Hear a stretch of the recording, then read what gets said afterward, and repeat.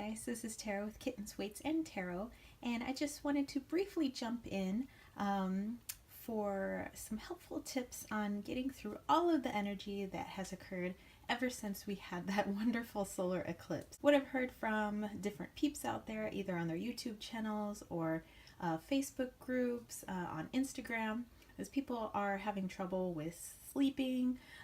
They're feeling like meditations are going crazy, like yours truly.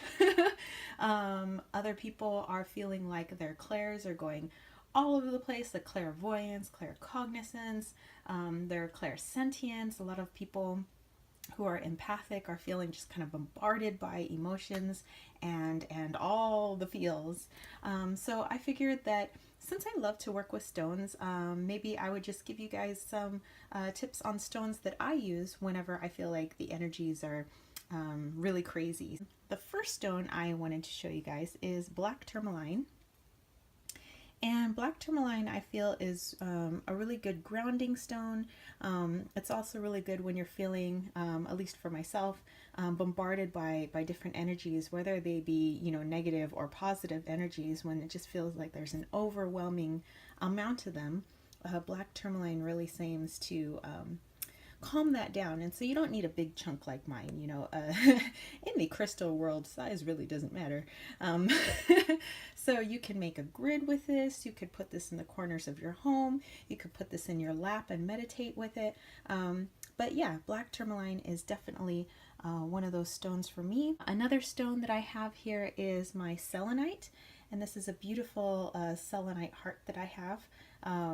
And I prefer sometimes to have stones in shapes depending on how I wish to use them. And so selenite, I feel, is really clearing. It clears my energy and kind of, I would say, sifts through the muck that's going on. So whereas this will ground me, this one will definitely clear things up that are going on. So this is my selenite.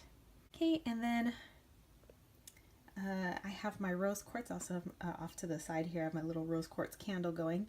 But rose quartz, definitely very calming, very loving. It's like a little blankie, wrapped around you. It's like mama's hug. It's like puppies. It's, a box full of kittens, That's what rose quartz is for me. So when you need that, I'm feeling all alone. I'm feeling like I'm the only one that's being, overwhelmed by all of these energies. Rose quartz for me is definitely that stone. And so I actually like to use these three stones as a trio. This is like what I consider my power trio. So I have this actually gridded all around my master bedroom to kind of keep things calm. And then in the middle of that gigantic bedroom grid, underneath our bed, I have a block of quartz to kind of amplify these three energies. So you can think about doing something like that yourself. And then I just wanted to pop in with a couple other ones, just like, bonus stones, is howlite. And here I have my little howlite heart. But I think that howlite is, for me, it's like a friend, or like a really protective friend, that just kind of calms everything down. So it keeps your atmosphere, your situations calm until you're better able to deal with them, until you're in a better energetic place. And that's kind of how I feel that howlite, at least for myself, works for me. Another very protective stone for myself is Chrysocolla, and especially if it's got little bits of malachite in it, which it usually does. See, I like using Chrysocolla and malachite. For some people, it's really powerful and they have adverse effects to it. So for me, though, it's kind of works kind of the way howlite does. It's just a little bit more intense, but I like it. I feel protected when I have it on me.